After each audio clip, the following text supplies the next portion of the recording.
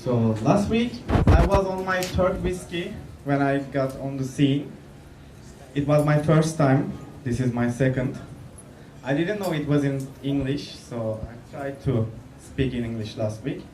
This week I have an excuse. So there are some of my friends here. They don't know much English, so they asked me to speak plain English. So if I make any mistakes, this is because of them. So there is a tradition in Turkish comedy. You have to always speak about your army time. I didn't done any army duty, but I have also some memories. I am Cypriot, and when I turned 18, I went to Cyprus as a holiday, as a vacation. So when I was going there, my father said, okay, they are going to take you for army duty, be ready. I thought that it's a joke. It wasn't. When I got the passport check, I was with my formal uniform for vacation. Slippers, shorts and t-shirts. And that was the only thing I bring with me to the Cyprus. So the passport check control guy said, okay, we have to wait over there. I didn't know what I'm waiting for. I wait, everybody passed. Then they said that teşekkürler.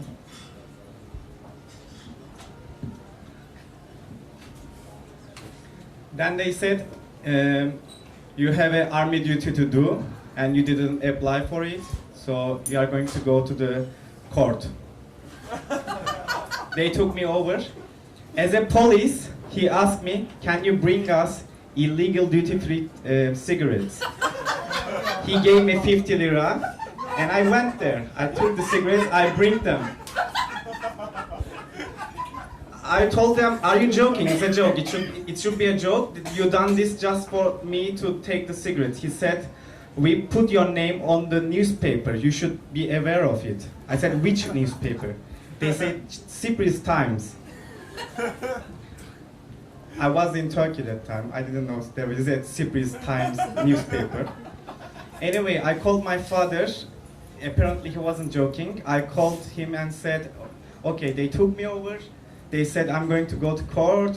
What should I expect? He said, it's Friday, you should be on the court at Monday. So, till Monday, what I'm going to do? He said, you are going to wait at the jail. I asked the police, they also said, you are going to wait at the jail. So we went to police station, the biggest one in Nicosia. I was expecting 2 days of jail time, but my uncle was an army veteran, so he said, I am okay that he is going to not free of this country.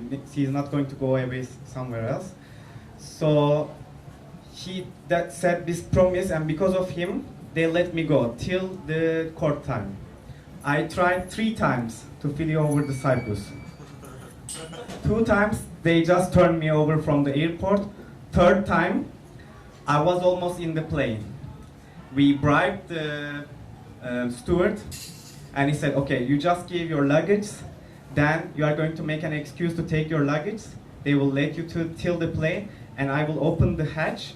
Then you will get inside the plane from the hatch, from the luggage compartment. So that time it was like a good idea. We went there with an army escort. There was an open elevator lift, which is going really, really slowly to the point where the luggage are stopped. So I get there inside with only with myself. There wasn't anybody escorting me. They were all downstairs. So I saw the light. It was like a holy light from the airplane. I saw a hand. I was almost touching that hand on the luggage. Then I felt a hand over my leg. There was we call gendarme. It's an army guy. He didn't get lazy, and he take that slow elevator after me to take me over.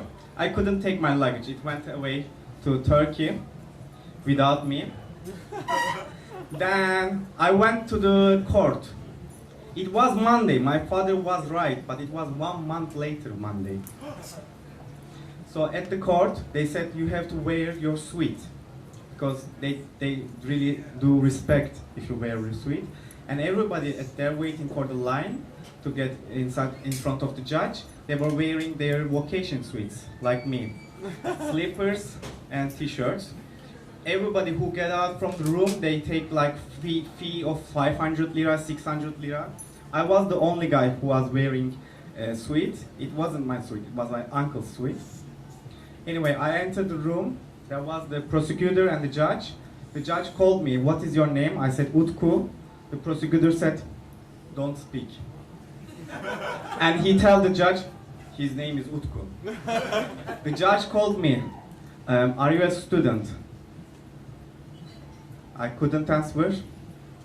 And I told the prosecutor, "Should I say yes?" And the prosecutor said, "Yes, he's a student." Then they start to argue between themselves, what should we write for him to fee? They said, he's not bad looking, maybe kind of handsome, but he's fat. But we can't judge him because he's fat, so we should make up something. And they said, your tie is not fixed. And they called it 60 lira for unfixed tie. This was the least fee that they gave that day. But after that day, I went to take my papers went to Turkey. I was 18. I was applied for the university, take the exam, got accepted, but I didn't do the legal work. I had to do it in Istanbul. So when I went to the army building and said, "Can I get my pass from out of this country?" They said, "Okay, you have to give us that you are studying at the university, you have to give us a legal paper, then we will let you go." I said, "For that paper, I have to go to Istanbul. So if you let me go to Istanbul, I can take." He said, "You have to give us that paper, then you can go to Istanbul." I said, "It's not logical." He said, you don't understand the logic of the army." I said, "What?" He said, "You will understand if I lock you, you will see the blurry, what is clear if I lock you." And I said, "Okay." Then because of this, I took 1 week lesson. Like I went to army base and 1 week entrance something with the other people, with my platoon. So the first lesson was how to do a toilet. There was an army official. There were people who were doing army jobs, who are starting their army duty, and me. And the guy started with a really serious face. He said, "Okay guys, this is the army hood. And this is the place that you are going to learn what is life." He said, "First lesson, how to do a shit." I didn't understand what he meant. He said, "There is 2 kinds of toilet here. One is European style, which you can sit. The other one is a Turkish style, which you just shit on the shit hole." It was like really plain. Then he said, "But there is a trick. There are some among you that not doing the right. They are not sitting on the sitting place, but they are thinking that it's like a Turkish toilet." So I thought that there is a guy who is who is getting over the sitting toilet and doing their shit. I was imagining like that. And he said, "You should know, you can get over the toilet if you feel more comfortable. You can do your toilet with your feet on the thing, but never on the reservoir." That's the time I learned that there are many people from many cultures in the army. But this toilet business is really a cultural thing. Once I went to Paris. I would like to call Paris is a shithole, but it's not, because there wasn't any public toilets there. So after a while, we were searching for a toilet. We realized that for a toilet, we have to go to a pub or cafe to buy something. Then they will give us some codes. That's the way we can enter a toilet.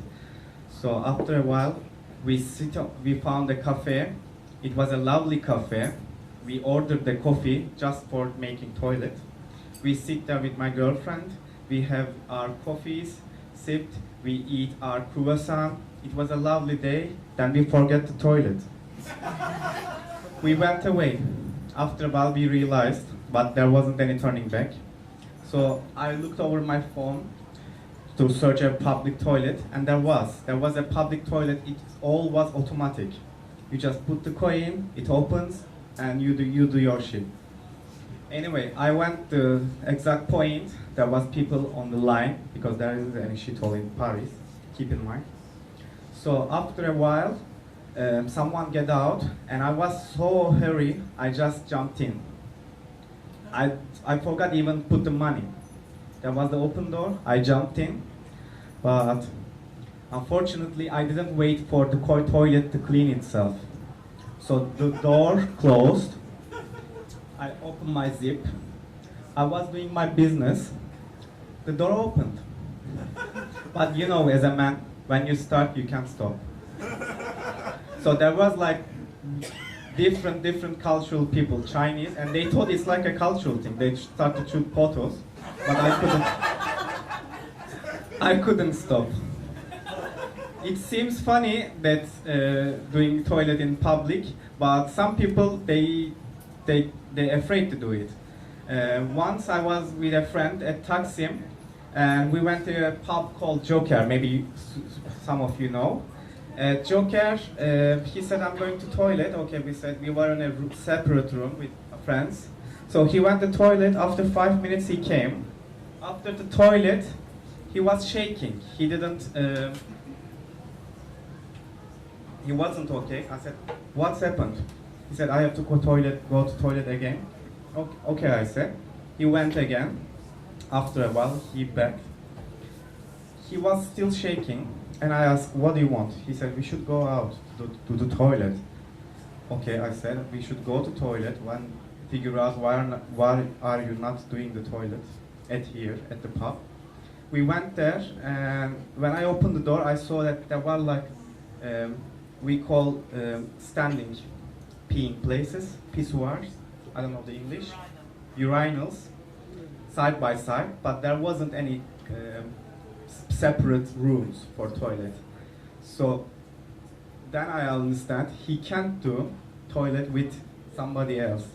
So every time he went to toilet, he was waiting to toilet be empty for him to do himself by himself.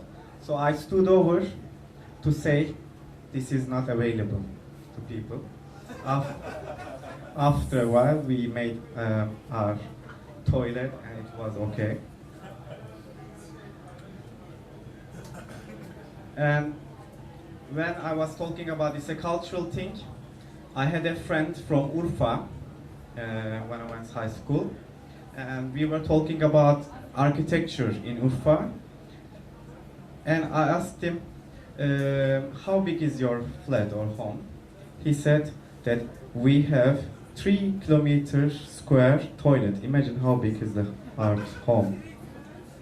And I have to finish, sorry, but finally, I had a memory about toilets.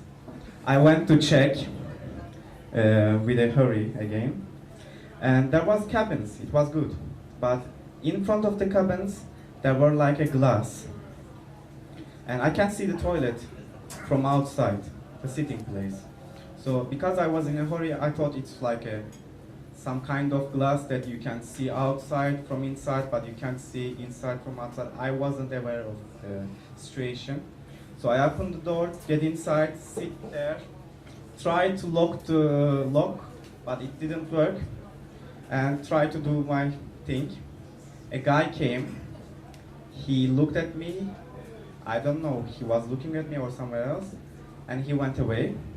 When I looked in front of me, I could see myself, because there was a mirror. So I thought, is it a glass that you can see both sides, or am I seeing myself from the door? I wasn't sure about it, so I finished my thing, I went out, and when I went out, there were my friends who were waiting with me. One of the girls said, isn't it a very awkward toilet? And I said, yes. And she said, When you lock the door, it becomes blurry, isn't it? Thank you very much.